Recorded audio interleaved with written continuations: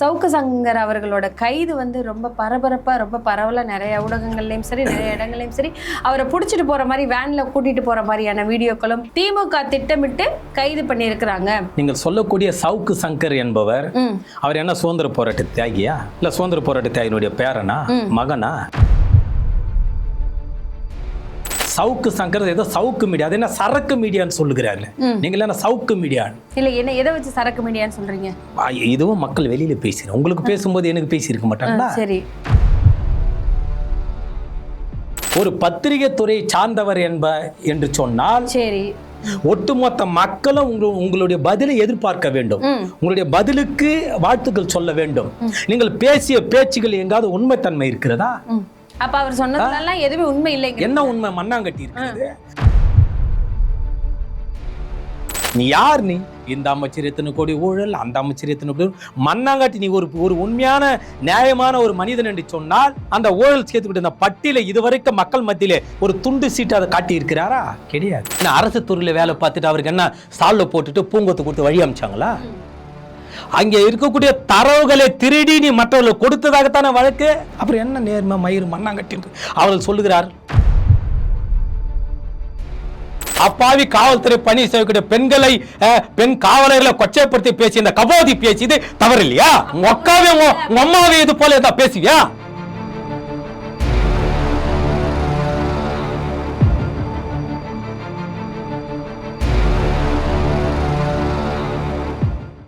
வணக்கம் அண்ணா. வணக்கம். ஆனா இப்ப தொடர்ந்து 2 நாட்களாகவே வந்துட்டு என்னன்னா வந்து சவுக்கு சங்கர் அவர்களோட கைது வந்து ரொம்ப பரபரப்பா ரொம்ப பரவலா நிறைய ஊடகங்கள்லயும் சரி நிறைய இடங்கள்லயும் சரி அவரை பிடிச்சிட்டு போற மாதிரி வேன்ல கூட்டிட்டு போற மாதிரியான வீடியோக்களும் பெண்கள் எல்லாம் வெளியே நின்று அவரை திட்டுற மாதிரி அவர் வர வண்டியை மறைச்சு ஏதோ பேசுற மாதிரியான விஷயங்கள் இதெல்லாம் வந்துட்டு திட்டமிட்டு தான் அவரை வந்துட்டு அரெஸ்ட் பண்ணியிருக்கிறதாவும் அவர் நிறைய விஷயங்கள் வந்து மக்களுக்கு சொல்றாரு. நிறைய கட்சி ரீதியாகவும் சரி அரசியல் ரீதியாகவும் சரி நடக்கிற விஷயங்களை வந்து மக்களுக்கு வந்து அவர் உட்கார்ந்து தெளிவா அவரோட சவுக்கு மீடியால உட்காந்து சொல்லிட்டு இருக்கிறாரு. இது பிடிக்காம திமுக திட்டமிட்டு கைது பண்ணியிருக்கிறாங்க. அவரை வந்து திட்டமிட்டு பிளான் பண்ணி தான் நிறைய பேர் பிளான் பண்ணி தான் பிடிச்சிட்டு போயிருக்காங்கன்னு சொல்லிட்டு வெளியே பேசிட்டு இருக்காங்க. இது நானா கேட்கல, வெளியே பேசிட்டு இருக்காங்க. அதை நீங்க எப்படி எடுத்துக்கிறீங்க? நீங்கள் சொல்லக்கூடிய சவுக்கு சங்கர் என்பவர் அவர் என்ன சுதந்திர போராட்ட தியாகியா இல்ல சுதந்திர போராட்ட தியாகினுடைய பேரனா மகனா? இந்தியாவில் யாராக இருந்தாலும் நீங்களாக இருந்தாலும் யாராக இருந்தாலும் நாட்டோட ஜனாதிபதி பிரதமர் யாராக இருந்தாலும் சட்டத்துக்கு புறம்பாக பேசினால் நிச்சயமாக காவல்துறையும் அந்த மாநில அரசும் சேர்ந்து நடவடிக்கை எடுக்கத்தான் செய்வார். இதுல தான் தவறு எதுவும் இல்லை. அது மட்டுமல்ல, சவுக்கு சங்கர் ஏதோ சவுக்கு மீடியா, அது என்ன சரக்கு மீடியான்னு சொல்லுகிறாரு. நீங்க என்ன சவுக்கு மீடியா இல்ல, என்ன எதை வச்சு சரக்கு மீடியான்னு சொல்றீங்க? இதுவும் மக்கள் வெளியில பேசுறேன், உங்களுக்கு பேசும்போது எனக்கு பேசியிருக்க மாட்டாங்களா? சரி, மக்கள் பேசிக்கிறாங்க. அதாவது ஒரு பத்திரிகை துறை சார்ந்தவர் என்று சொன்னால் சரி, ஒட்டுமொத்த மக்களும் உங்களுடைய பதிலை எதிர்பார்க்க வேண்டும். உங்களுடைய பதிலுக்கு வாழ்த்துக்கள் சொல்ல வேண்டும். நீங்கள் பேசிய பேச்சுகள் எங்காவது உண்மைத்தன்மை இருக்கிறதா? அப்ப அவர் சொன்னதெல்லாம் எதுவுமே உண்மை இல்லை. என்ன உண்மை? மண்ணாங்கட்டி இருக்கிறது.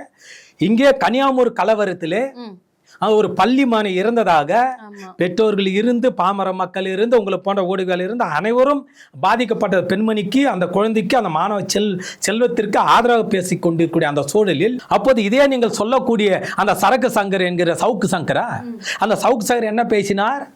அந்த கல்லூரிக்கு அந்த பள்ளிக்கு ஆதரவாக பேசினார். பேசக்கூடிய நபர் என்ன பேசுகிறார்? அனைவரும் பாதிக்கப்பட்ட அந்த பெண்மணிக்கு மாணவிக்கு ஆதரவாக பேசுகிறார். பாவம், பள்ளிக்கு ஆதரவாக யார் இருக்கிறார், அதனால தான் நான் பேசுகிறேன். இது ஒரு கேவலமாக இல்லையா?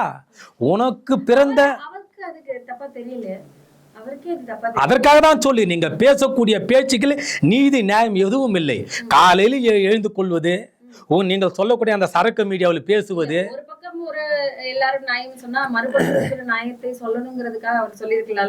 ஒரு மண்ணாங்கட்டி நியாயம் இல்லை அவரிடம். காலையில் எழுந்து கொள்வது, ஒரு அந்த நீங்கள் சொல்லக்கூடிய அந்த சரக்கு மீடியாவில் ஏதாவது வாய்க்கு வந்தது உளறுவது. சரி, சவுக்கு மீடியா மக்கள் அதிகமா சொல்லுவதனால் எனக்கு அதே காதில் ஒலிக்கிறது. அந்த சவுக்கு மீடியாவில் வாய்க்கு வந்ததெல்லாம் பேசுவது, ஒரு ஆதாரத்தை பெரிய பொருளாதார பொறியூரண்டு போன்று திரு செந்தில் பாலாஜி அவர்கள் கைது செய்வதற்கு இவர்தான் முக்கிய காரணம். இவர் என்ன இந்தியாவினுடைய ரா பிரிவா? செந்தில் பாலாஜி அவர்களை கைது பண்ணதுக்கு இவர்தான் முக்கிய காரணமா? அவராக தனது அந்த ட்விட்டர் பக்கத்தில் தினமும் பேசிக்கொள்வது. நீ யார்? நீ இந்த மக்களுக்கான கருத்தாக ஆளும் அரசை எதிர்த்து ஒரு விமர்சனத்தை வைக்கிறீர் என்று சொன்னால் வரவேற்கிறோம். அரசு மீது தவறு இருக்கிறது விமர்சனம் வைக்கிறேன் என்று சொன்னால் வரவேற்கிறோம். ஐயா முதலமைச்சர் தளபதி அவர்கள் மீது விமர்சனம் வைக்கிறேன் சொன்னால் வரவேற்கிறோம். எங்களை விட சம்பந்தப்பட்ட முதலமைச்சரே குற்றச்சாட்டு வைத்தால் வரவேற்று அது பதில் சொல்வார். அதான் ஒரு ஜனநாயகத்தினுடைய முதலமைச்சர் கடமை அதை செய்கிறார். ஆனால் அதற்காக நீங்கள் படு கேவலமாக ஒருமையில் பேசுவது, எந்த விதமான ஆதாரம் இல்லாமல் இந்த அமைச்சர் எத்தனை கோடி ஊழல், அந்த அமைச்சர் எத்தனை கோடி மண்ணாங்காட்டி, நீ ஒரு உண்மையான நியாயமான ஒரு மனிதன் என்று சொன்னால் அந்த ஊழல் சேர்த்துக்கிட்டு இந்த பட்டியலை இதுவரைக்கும் மக்கள் மத்தியிலே ஒரு துண்டு சீட்டு அதை காட்டி இருக்கிறாரா? கிடையாது. ஏதோ நீங்கள் பேசினால் பார்வையாளர் அதிகமாக அந்த யூடியூப் சேனல் வருகிறது என்பதற்காக நான் கேட்கிறேன். நீங்கள் ஒரு அமைச்சர் அல்ல, 2 அமைச்சர் அல்ல, 10க்கும் மேற்பட்ட அமைச்சர் மீது இந்த குற்றச்சாட்டை, தவறான குற்றச்சாட்டை வைத்திருக்கிறீர்கள்.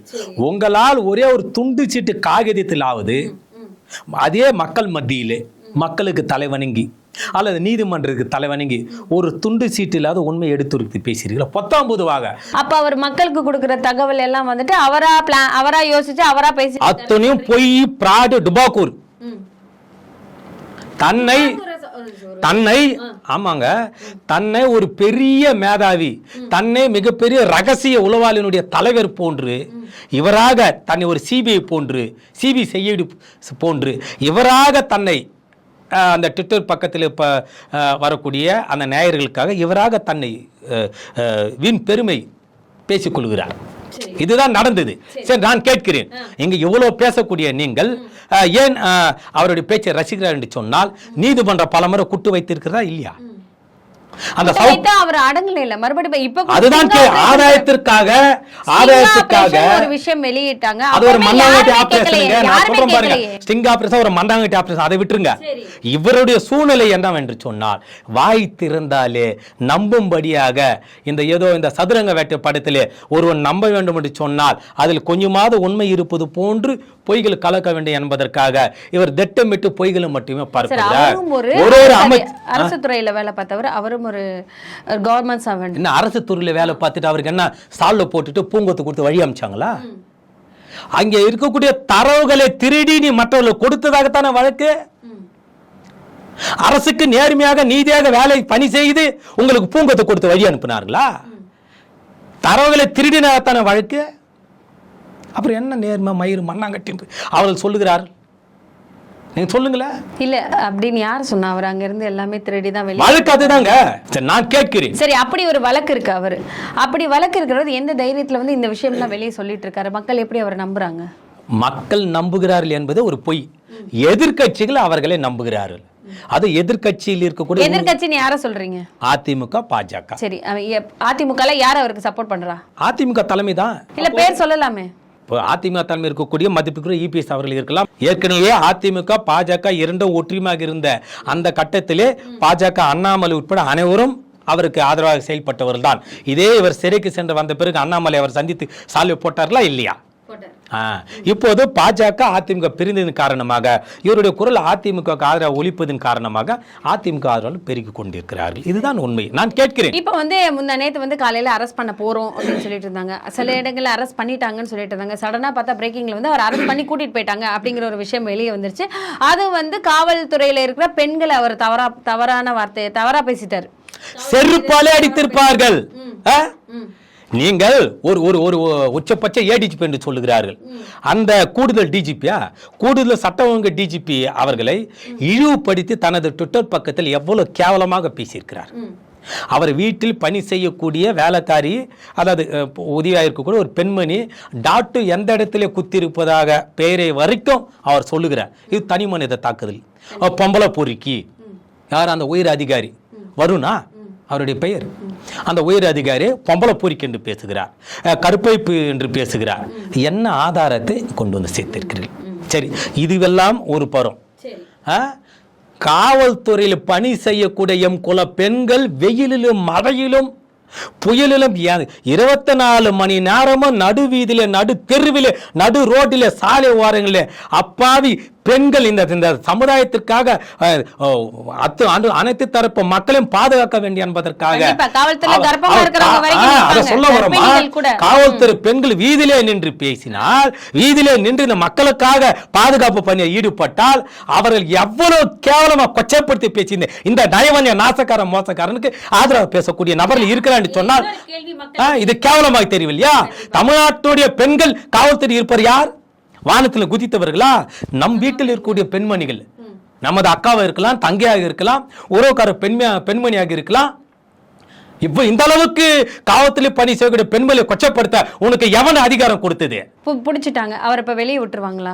சட்டம் தனது கடமை செய்யும். இவர் இதற்கு முன்பாக பல ஏன்னா நிறைய பேர் என்ன சொல்றாருன்னா, அவர் வெளியே வரவே முடியாது, எப்படியுமே அவர் உள்ள தூக்கி வச்சிருவாங்க, வெளியே வர முடியாது அப்படி சொல்லி. சகோதரி, திட்டமிட்டியது ஆளும் அரசு இந்த சவுக்கு சங்கரை கொண்டு போய் சிறையில் அடைக்க வேண்டும் என்பது ஆளும் அரசு நோக்கம் அல்ல. அப்படித்தானே சொல்றாங்க. ஆளும் அரசோட நோக்கம் தான் சவுக்கு சங்கரை உள்ள கொண்டு போய் வச்சுட்டாங்க. இது திட்டமிட்ட சதி. அவர் அவ்வளவு தப்பா ஒண்ணு ட்விட்டர்ல போடல, நார்மலா தான் போட்டிருந்தாரு அப்படின்னு சொல்லி சொல்றாங்கல்ல. நீங்க சொல்லக்கூடிய ஏடிஜிபி பொம்பளை பூரிக்கு என்று சொல்வது தவறு இல்லை. இல்ல, ஒரு பெண்ணை பேசுறது தப்புதான், ஆனா வெளியே சொல்றது. அப்பாவி காவல்துறை பணி செய்யக்கூடிய பெண்களை, பெண் காவலர்களை கொச்சைப்படுத்தி பேசி இந்த கபோதி பேசியது தவறு இல்லையா? அவங்க தரப்புல இருக்கிறவங்க சொல்றாங்க அந்த மாதிரி எதுவும் தப்பா ஒண்ணு இது போல ஏதா பேசுவியா? அவங்க எல்லாம் விபச்சார வேலைகளை செய்யறாங்க. தமிழ்நாடு காவல்துறை மக்கள் பணி செய்யக்கூடிய எம்குல பெண்கள், பெண்மணிகள் என்ன விபச்சார தொழிலை செய்யறாங்க? கேடு கட்ட நாய் நீ! தமிழ்நாடு பெண் காவலை பேசுவது உனக்கு தகுதி இருக்கிறதா? ஏன் அடிக்க மாட்டேன் செருப்பால? சொல்லுங்கம்மா நீங்க. ஆகவே இவரெல்லாம் ஒரு பொருட்டு அல்ல. தமிழ்நாடு அரசுக்கோ தமிழ்நாட்டு மக்களுக்கோ ஏதோ போதையில உலர்கள் அதிமுகக்கும் பாஜக ஆதரவாக இதனோட குரல் ஆதரவாக செயல்படுகிறது, அவ்வளவுதான். அங்கே காவல்துறை நீ பேசியதுக்காக தான் கைது செய்திருக்கிறாங்க. பேசலாம் சொல்ல முடியுமா? ஆதாரம் இருக்குல்ல சமூக வலைத்தளங்கள்ல. அப்புறம் எங்க தமிழ்நாடு அரசு வந்தது? எங்க முதலமைச்சர் வந்தாரு? அட கேடு கட்டவன! குறிஞ்சி இல்லத்தில் முதலமைச்சர் அவர்களை நான் சந்தித்தேன். இது பொய் தானே? ஏண்டா, உனக்கு முதலமைச்சர் உன்னிடம் ஆலோசனை கேட்பாரா? முதலமைச்சர் அவ்வளவு முட்டாளா? அட கம்மநாட்டி! 50 ஆண்டு காலத்துக்கு மேலாக தமிழ்நாடு அரசியலிலே இருக்கிறார் ஐயா முதலமைச்சர் தளபதி அவர்கள். ஒரு நாட்டோட முதலமைச்சர் கேடு கட்டவனே, ஒரு அரசு துறையிலிருந்து தரவுகளை திருடிதாக சஸ்பெண்ட் செய்யப்பட்ட உன்னை அழைத்து தமிழகத்தினுடைய முதலமைச்சர் ஐயா சின்னவர் அவர்கள் உன்னை ஆலோசனை கேட்பாரா? நான் குறிஞ்சிலத்துல போய் பேசினேன், முதலமைச்சர் சொன்னேன், அவங்க நல்லா இருக்கு சொன்ன, எப்படியோ போன நான் வெளியே வந்துட்டேன். வெக்கமா இல்லையா? உன்னை எப்ப கூப்பிடுவாங்க? ஒரு மாநிலத்தோட முதலமைச்சர் இந்த சரக்கு சங்கர் எப்படி கூப்பிட முடியும்? ஆலோசனை கேட்கற ஆளு நீ அவ்வளவு பேர் பிடிக்கியா? இப்படி எல்லாம் அவர் சொல்றதுனால அவருக்கு என்ன கிடைக்குது? நான் முதலமைச்சரை பார்த்தேன், எனக்கு அது தெரியும் இது தெரியும். வீண் விளம்பரம் தான். இந்த வீண் வெத்து விளம்பரத்தை நம்புவவங்க பணத்தை கொடுக்குறாங்க. சவுக்கு சங்கருக்கு கார் எப்படி வந்திருக்கும்? 28 லட்சம் சொல்றாங்க அந்த காரு. அலுவலகம் வாரம் போட்டது அதுக்கு எத்தனை லட்சம் ரூபாய் பணம் சொல்லுங்க. இதெல்லாம் எதிர்கட்சியில் கொடுப்பதாக சொல்லுகிறார்கள். ஏற்கனவே இவர் தங்கியிருந்த முதல் தேனிக்கு முன்பாக ஒரு பகுதியில் தங்கி இருக்கிற ஒரு ஹோட்டலில், அந்த ஹோட்டல் யாருடைய ஹோட்டல்? அதிமுக சார்ந்தவருடைய ஹோட்டல், சட்டமன்ற உறுப்பினருடைய சொல்லுங்க. அதிமுக முழுக்க இவருக்கு சப்போர்ட் பண்ணுன்னு சொல்றீங்க இப்ப வரைக்கும். ஆமா, அப்புறம் வெளியே வரதுக்கும் அவங்க தான் ஹெல்ப் பண்ணுவாங்க. நிச்சயமாக அவர் வெளியே வந்துருவார். நிச்சயமாக. ஆக தமிழ்நாடு அரசு இவரை போன்றவரை கைது செய்ய வேண்டிய அவசியம் இல்லை. யாரு தப்பா பேசினாலும் பேசி ஈஸியா வெளியே வந்துடலாம். அம்மா, அதற்கான சட்ட நடவடிக்கை இருக்கிறது. இன்னும் அவர் மீது கூடுதலாக 20க்கும் மேற்பட்ட புகார்கள் இருக்கிறது. அனைத்தையும் அவர்கள் பதிவு செய்தார் என்று சொன்னால் நீங்கள் சொல்லுது போன்ற காலதாமதமாகும். காலதாமதமாகும், ஆனா உள்ள இருக்க முடியாது, வெளியே வந்துருவார். அப்படித்தானே சட்டம் அதை தான் ஐயா. எத்தனை கொடும் செயல்கள் செய்தாலும் கூட ஜாமீன் என்று ஒன்று சட்டத்தில் இருக்கிறது. அதை சரக்கு சங்கருக்கும் பொருந்தும் என்று தான் நானும் சொல்லுகிறேன். இந்த விஷயம் ஒரு பக்கம் இருக்கு. இப்ப இரண்டு நாட்களாக பெண் காவலரை இவர் அவதூறா பேசின இந்த விஷயத்துல அவர் கைது பண்ணிட்டாங்க. அது ஒரு பக்கம் இருக்கு. நீங்க தொடர்ந்து 3 தடவை டிஜிபி ஆபீஸ்லயும் கமிஷனர் ஆபீஸ்லயும் முதல்வர் ஸ்டாலின் அவர்களையும் அவரது மகன் உதயநிதி ஸ்டாலின் அவர்களையும் இவர் ஏதோ அவர் மேல அவதூறா பேசினதா வழக்கு கொடுத்திருக்கீங்க. அது எந்த நிலைமையில இருக்கு? தொடர்ந்து 3 தடவை கொடுத்திருக்கீங்க, என்ன காரணம்? நான் ஏற்கனவே முதலில் தமிழகத்திலே சவுக்கு சங்கர் மீது தொடர்ந்து டிஜிபி அலுவலகத்திலும் கமிஷனர் அலுவலகத்திலும் அவர் மீது நடவடிக்கை எடுக்க வேண்டும். ஆளுகின்ற திமுக அரசு மீது, தமிழ்நாடு அரசு மீதும், குறிப்பாக முதலமைச்சர் திரு தளபதி அவர்கள் மீதும், சின்னவர் உதயநிதி ஸ்டாலின் அவர்கள் மீதும் பொய்யான பரப்புரை மேற்கொண்டு ஊழல் குற்றச்சாட்டை தொடர்ந்து வைத்து கொண்டிருக்கிறார். இவர் மீது கடும் நடவடிக்கை எடுத்து கைது செய்து சிறையில் அடைக்க வேண்டும் என்று 3 முறை புகார் மனு கொடுத்து பத்திரிகையாளர் சந்தித்திருக்கிறேன்.